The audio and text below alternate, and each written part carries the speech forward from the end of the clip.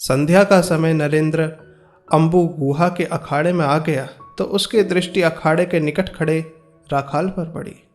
वह व्यायाम के लिए तैयार था। राखाल स्थूल शरीर का नरेंद्र की ही अवस्था का लड़का था। नरेंद्र लपक कर उसके पास पहुंचा। क्यों रे हाथी, आज प्रातः प्रार्थना सभा में क्यों नहीं आया? नहीं आ सका, पर क्यों? कोई व्यक्तिगत काम था? ऐसा कौन सा व्यक्तिगत काम था जो तू मुझे बता नहीं सकता? कहीं चला गया था? कहाँ? उसने जैसे अपनी इच्छा के विरुद्ध बाध्य होकर बताया, दक्षिणेश्वर। नरेंद्र कुछ खींचकर बोला, जब तुझे प्रार्थना सभा में जाना था तो तू दक्षिणेश्वर क्यों चला गया? तुझे मालूम तो है ना कि तू ब्रह्म समाज का सदस्य है। तूने उसकी नियमावली पर हस्ताक्षर किए हैं और तू यह भी जानता है कि दक्षिणेश्वर के काली मंदिर का पुजारी प्रतिमा पूजन करता है। जानता हूं, किंतु क्या? ठाकुर की ममता मुझसे सब कुछ भुला देती है। माँ की ममता से भी अधिक सघन लगती है उनकी ममता। उनके पास पहुंचकर लगता है कि मैं अपनी माँ की गोद में पहुंच गया हूं। नरेंद्र कुछ अटपटा गया। राखाल की बात का प्रतिकार नहीं किया जा सकता। वह सब ठीक है, किंतु इस ममता के चक्कर में अपनी नियमावली मत भूल जाना। हमने प्रतिमा पूजन के विरोध का संकल्प किया है। मुझे मालूम है, राखाल ने कहा। जा, अब लंगोट बांध करा। नरेंद्र दक्षिणेश्वर में ठाकुर के कमरे के द्वार पर पहुंचा। बुरी तरह थका हुआ था। वस्त्र भी बहुत स्वच्छ नहीं रह गए थे। ठाकुर अपने कक्ष में अकेले भाव विभोर से बैठे। नरेंद्र को देखकर ठाकुर का आनंद सहज ही प्रकट हो गया। आजा, आजा मेरे पास।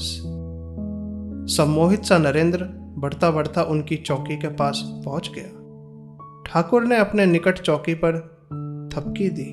बैठ, यहां बैठ जा मेरे पास। नरेंद्र कुछ संकोच से चौकी पर बैठ तो गया, किंतु कुछ हटकर। उनके एकदम निकट नहीं बैठा। ठाकुर भाव में तन्मय हो गए। अस्पष्ट स्वर में कुछ बुदबुदाते हुए वे स्थिर दृष्टि से उसे देखते रहे, फिर धीरे धीरे उसकी ओर सरकने लगे। नरेंद्र के मन में ढेर सारा असमंजस था। वह समझ नहीं पा रहा था कि ठाकुर क्या करने जा रहे हैं। कुछ आशंकित भी था, जाने यह पगला क्या करे। और ठाकुर ने अपना दाहिना पैर उसके वक्ष पर स्थापित कर दिया। नरेंद्र की विचित्र स्थिति थी। वह समझ नहीं पा रहा था कि ये क्या कर रहे हैं, और वह उन्हें रोक भी नहीं पा रहा था। अवश्य सा बैठा था। उन्होंने यह क्यों किया? पर यह कैसा स्पर्श था? वह सिहर उठा। वह अपनी आंखें खुली से देख रहा था कि कमरों की दीवारों के साथ साथ सारी वस्तुएं कहीं शून्य में विलीन होती जा रही हैं। क्या था वह? क्या सारे ब्रह्मांड के साथ उसका क्षुद्र अहम भाव भी सर्वव्यापक महाशून्य में विलीन होता जा रहा था? नरेंद्र घबरा गया। अहम भाव का नाश ही तो मृत्यु है। वह मृत्यु उसके सामने अत्यंत निकट आ गई थी। वह स्वयं को और रोक नहीं पाया। चिल्लाकर बोला, यह क्या कर रहे हैं आप? घर पर मेरे तो माँ बाबा हैं। ठाकुर खिलखिलाकर हंस पड़े, जैसे कोई बालक अपने खेल की सफलता पर प्रसन्न होकर हंसता है। उन्होंने नरेंद्र का हाथ पकड़ लिया और उसके वक्ष को सहलाया। अच्छा, तो अभी रहने दे। एकदम ही होने की आवश्यकता नहीं है। समय आने पर ही सब होगा। नरेंद्र चकित रह गया। ठाकुर द्वारा उसका वक्ष छूते ही वह सारा दृश्य और अपूर्व प्रत्यक्ष विलुप्त हो गया था। कमरे के भीतर और बाहर की सारी वस्तुएं पूर्ववत ही अवस्थित हो गई थी। हे ईश्वर, यह सब क्या है? नरेंद्र प्रकृतिस्थ हो गया, किंतु उसका मन जैसे वायु वेग से भागता ही चला गया। यह सब क्या हुआ? ठाकुर सहज रूप से मुस्कुराए। आज तो तू सुरेश की बग्गी में नहीं आया? नहीं। ठाकुर के स्वर में स्नेह का निर्झर फूट आया। तो तू फिर कैसे आया? किराए की गाड़ी में? नहीं, पैदल आया हूँ। फिर तो तू थक गया होगा। कलकत्ता से बहुत दूर है दक्षिणेश्वर। हाँ, दूर तो है। पहली बार गाड़ी में आया था तो दूरी का पता नहीं चला, नरेंद्र ने कहा। अच्छा तू बैठ, तेरे खाने के लिए कुछ ले आऊं। थका तो तू है ही, पर भूख भी लगी होगी। ठाकुर बाहर चले गए। नरेंद्र बैठा रहा। उसके मन में भयंकर संकल्प विकल्प चल रहा था। एक मन कहता था, तू किस माया जाल में फंसता जा रहा है? उठ, अब घर चल। वे यहाँ नहीं हैं। तो फिर बैठा उनकी प्रतीक्षा क्यों कर रहा है? और दूसरा मन कह रहा था, नहीं, भागने की क्या आवश्यकता? भाग ही गया तो कैसे समझूंगा कि यह सब क्या था? पहले मन ने धिक्कारा, इस मायाजाल को समझने की आवश्यकता ही क्या है? इससे ईश्वर मिल जाएगा क्या? और दूसरा मन कह रहा था, तो भागने से ईश्वर मिल जाएगा क्या? ठाकुर लौट आए। उनके हाथों में फल और मिठाइयाँ थी। वे आकर चौके पर बैठ गए। ले खा, यही सब पा सका तेरे लिए। नरेंद्र सहज भाव से आकर उनके पास बैठ गया। वह समझ नहीं पा रहा था कि वह उनके इस स्नेहपूर्वक आमंत्रण को स्वीकार करना नहीं चाहता या कर नहीं सकता। ठाकुर ने उसकी ओर देखा। जब उसने अपना हाथ आगे नहीं बढ़ाया तो उन्होंने स्वयं अपने ही हाथों मिठाई खिलाने का प्रयत्न आरंभ किया। खा, ले खा। नरेंद्र को भूख लगी थी। खाना तो उसे था ही, इसलिए वह खा रहा था, किंतु बच्चों के समान इस प्रकार उनके हाथों से नहीं खाना चाहता था। संकोच उसे छोड़ नहीं रहा था। मन निरंतर बोल रहा था, विचित्र है यह। स्वयं अबोध शिशु के समान समाज का शिष्टाचार नहीं जानते या मुझे छोटा सा बालक समझते हैं। अंततः नरेंद्र कुछ अपने हाथों से खाया और कुछ ठाकुर ने अपने हाथों से उसे खिलाया। खा पीकर नरेंद्र उठ खड़ा हुआ। अच्छा, अब चलूं? ठाकुर के चेहरे की नैसर्गिक प्रसन्नता तत्काल विलीन हो गई। अभी से? नरेंद्र हंसा। मुझे कलकत्ता लौटना भी तो है। अभी नहीं निकलूंगा तो कब पहुंचूंगा? ठाकुर ने तथ्य को स्वीकार किया। कुछ सहज हुए। बोल, फिर शीघ्र ही आएगा तो? नरेंद्र के असमंजस ने उसे पुनः आ घेरा। क्षण भर के लिए कुछ सोचता खड़ा रहा, फिर बोला, आऊंगा। अगली बार जब नरेंद्र दक्षिणेश्वर पहुंचा तो ठाकुर की प्रसन्नता की सीमा नहीं रही। आह्लाद में झूलते हुए वे उठ गए। आज यहाँ नहीं बैठेंगे, छुट्टी का दिन है, बहुत आवागमन है, तुझसे एकांत में कोई चर्चा नहीं हो सकेगी। चल, यदुलाल की वाटिका में टहल आते हैं। नरेंद्र के उत्तर के लिए ठाकुर रुके नहीं। नरेंद्र उनके पीछे पीछे चल पड़ा। यदुलाल की वाटिका सबके लिए खुली रहती है क्या? उसने पूछा। पता नहीं, पर यदुलाल मलिक तथा उसकी माता मेरे प्रति कुछ श्रद्धा रखते हैं। मेरे लिए मनाही नहीं है। उसके कर्मचारी मुझे पहचानते हैं। वाटिका सुंदर है, तुझे भाएगी। यदुलाल मलिक भी वहीं होंगे क्या? उसका होना ना होना आवश्यक नहीं है रे।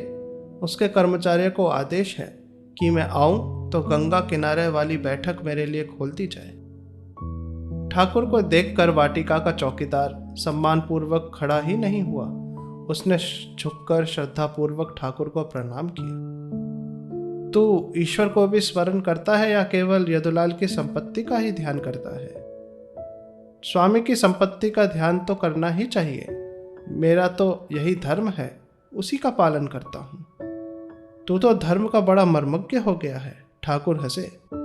बात कहता तो ठीक है, पर उसे समझता नहीं। कैसे ठाकुर? तेरा स्वामी यदुलाल मलिक ही है, ईश्वर नहीं। यदुलाल की संपत्ति का ध्यान रखना है, ईश्वर के ऐश्वर्य का स्मरण नहीं करता। चौकीदार झेप गया। मैं ठहरा मूर्ख, इतनी दूर तक कहाँ सोच पाता हूँ। आपकी कृपा हो तो थोड़ा धर्म लाभ मुझे भी हो जाए। आज तो केवल मेरे लाभ की बात सोच।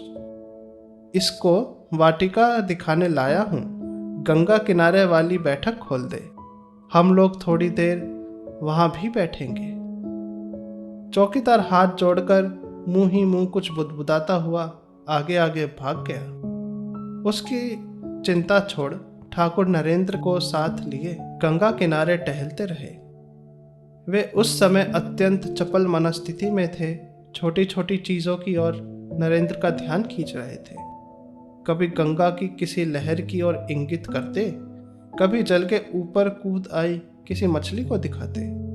फूलों और पक्षियों में आज उनकी अधिक ही रुचि जागी हुई थी। वो तो अनासक्त भाव से बालक बनकर जैसे अपने किसी मित्र को फूल और तितलियां दिखा रहे थे। सहसा वे बोले, अब थोड़ी देर बैठक में बैठे। वे बैठक की ओर चल पड़े। नरेंद्र के आने की प्रतीक्षा उन्होंने नहीं की। नरेंद्र पीछे रह गया। वे तीव्र गति से चलते हुए बैठक में प्रवेश कर गए। नरेंद्र ने बैठक में प्रवेश किया तो देखा कि ठाकुर समाधिस्थ होते जा रहे हैं। नरेंद्र जाकर उनके निकट बैठ गया। तब तक ठाकुर पूर्णतः समाधिस्थ हो चुके थे। नरेंद्र के लिए यह और भी अच्छा अवसर था। वह उन्हें निकट से देख और परख सकता था। वह उनके एकदम निकट आ गया और स्थिर भाव से उन्हें देखने लगा। अकस्मात ही ठाकुर ने आगे बढ़कर उसका स्पर्श किया। नरेंद्र पर्याप्त सावधान था, किंतु उस शक्तिपूर्ण स्पर्श से वह अभिभूत हुए बिना रह नहीं सका। उसका बाह्य ज्ञान जैसे लुप्त होता जा रहा था। वह बेसुध होकर वहीं लेट गया। तू कौन है? ठाकुर ने पूछा। नरेंद्र उनके सामने अचेता अवस्था में लेटा हुआ था। उसने कोई उत्तर नहीं दिया, किंतु ठाकुर की मुद्रा ऐसी थी जैसे वे समाधिस्थ होकर भी अपने प्रश्न का उत्तर पा रहे थे। थोड़ी देर तक जैसे वे उत्तर सुनते रहे और फिर पुनः पूछा, कहां से आया है? वह पुनः पहले ही के समान समाधि में उसका उत्तर सुनते रहे। क्यों आया है? कितने दिन रहेगा? उसका उत्तर सुनकर ठाकुर ने आंखें खोली, हाथ बढ़ाकर नरेंद्र के वक्ष को सहलाया। अब वे पूर्णतः प्रकृतिस्थ हो चुके थे। उनके अधरों पर उपलब्धि की मधुर मुस्कान थी। नरेंद्र की चेतना लौट आई। उसकी समझ में नहीं आया कि उसके साथ क्या हुआ था। उसका मस्तिष्क उलझता जा रहा था। मेरे लिए यह और भी अबोध होते जा रहे हैं। बुद्धि से तो शायद इन्हें कभी समझा नहीं जा सकता। इस अलौकिक महापुरुष को समझाने के लिए मुझे इनकी ही कृपा प्राप्त करनी होगी। केशव चंद्र सेन और विजय कृष्ण गोस्वामी विदा हो गए तो नरेंद्र कुछ उत्तेजित स्वर में बोला, यह सब क्या कह दिया आपने? ठाकुर प्रसन्न मुद्रा में थे। बोले, क्या कह दिया मैंने? केशव चंद्र सेन और विजय कृष्ण गोस्वामी जैसे बड़े लोगों के साथ मेरी तुलना करना उचित है क्या? तुलना तो तुलना। आपने तो कहा कि केशव जिस शक्ति के विकास से संसार में विख्यात है, नरेंद्र के पास उस प्रकार की 18 शक्तियां पूर्ण मात्रा में विद्यमान हैं। हाँ, मैंने जो देखा वही कहा। और आपने कहा, केशव और विजय का हृदय दीप शिखा के समान ज्ञान के प्रकाश से उज्जवल बना हुआ है। नरेंद्र के भीतर ज्ञान सूर्य ने उदित होकर माया मोह रूपी अज्ञान को अपरासित कर दिया है। यह भी देखा है आपने? हाँ, यह भी देखा है। तुम क्या समझते हो कि मैं बिना देखे ही यह सब कहता रहता हूं? लोग पागल कहेंगे आपको। कहाँ जग विख्यात केशव और साधक प्रवर विजय, और कहाँ उनके सामने मुझ जैसा एक स्कूली बालक। नरेंद्र ने जैसे चेतावनी दी, फिर भी उनके साथ मेरी तुलना कर यह सब मत कहिएगा।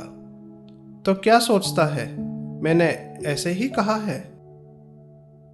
तो क्या और भी किसी ने कहा है? नरेंद्र हंसा। मैंने तो नहीं सुना। माँ ने मुझे वैसा दिखाया, इसी कारण मैंने कहा। सत्य बोलना भी अपराध है तेरे समाज में? माँ दिखाती है या आपका मस्तिष्क स्वयं ही अपनी कल्पनाओं को साक्षात देखता रहता है? यदि मेरे साथ ऐसा होता तो मैं निश्चित कर लेता कि वह मेरे ही मस्तिष्क की मृग मरीचिका है। वे विकृत मस्तिष्क की कल्पनाएं हैं।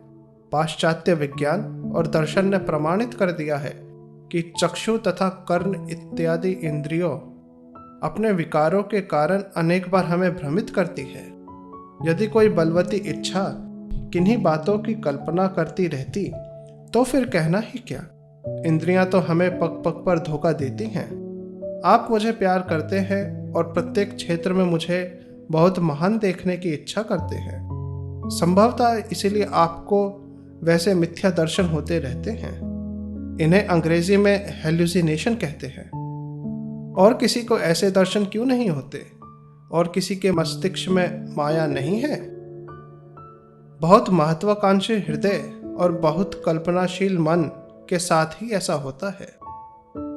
मुझे सचमुच माँ के दर्शन होते हैं। हेल्यूसिनेशन में सबके साथ ऐसा ही होता है। किसी को भूत प्रेत दिखाई देते हैं, किसी को देवी देवता, किंतु उन सबके भौतिक अस्तित्व का कोई भौतिक प्रमाण नहीं है। माँ मुझसे बात भी करती है। बातें? ऐसा कई लोगों के साथ देवी देवता तो नाचते भी हैं महाराज। आप अपने आप को संभालिए, कहीं यह रोग आगे ना बढ़ जाए। ठाकुर का चेहरा उतर गया। संशय ने जैसे उन्हें ग्रस लिया। किंतु इससे पहले मैंने कितनी ही बार परीक्षण किया है। माँ सदा मुझे सत्य दिखाती है, कभी मिथ्या नहीं दिखाती।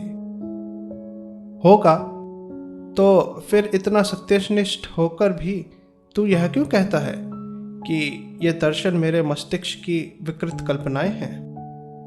क्योंकि वे वस्तुतः आपके मस्तिष्क की विकृत कल्पनाएं हैं। ठाकुर ने एक आहत सी दृष्टि से उसकी ओर देखा, कुछ बोले नहीं। चुपचाप उठकर माँ भवतारिणी के मंदिर की ओर चले गए।